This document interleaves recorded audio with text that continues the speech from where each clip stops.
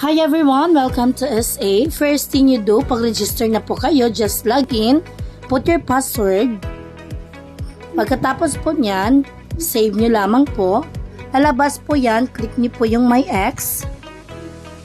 At saka didiretso na po kayo, mapupunta sa inyong account. Diyan po sa media, diyan po lahat ng announcement ni SA. Nandyan din po yung mga branch business license and operating permit. Diyan po makikita kung paano mag-exchange at mag-receive ng electricity. May steps din po dyan ng withdrawal. Okay, may steps din po ng recharge at saka makikita rin po natin yung mga SA partner. Click nyo lamang po yung My Account. Yan po ang lalabas. Tapos, scroll down lang po kayo sa baba para po ma-download ninyo ang app. Click nyo lamang po yan. Sa may taas naman po, may mga rewards dyan. Sa recharge naman po, yan po yung magre-rent tayo ng generator. Halimbawa po, 3,000.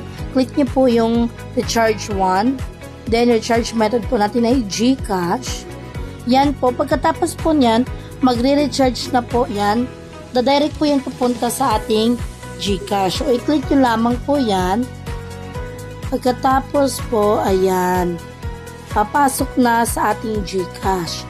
Siguraduhin lang po natin na may laman po yung ating GCash para sa pang-rent natin ng generator. Tapos, ganyan po ang lalabas. Automatic na po yan. May nakalagay na po na number dyan kung saan po masisend. So, ano pa hinihintay nyo guys? Try nyo na po kung gusto nyo magkaroon ng income na super duper legit. Thank you!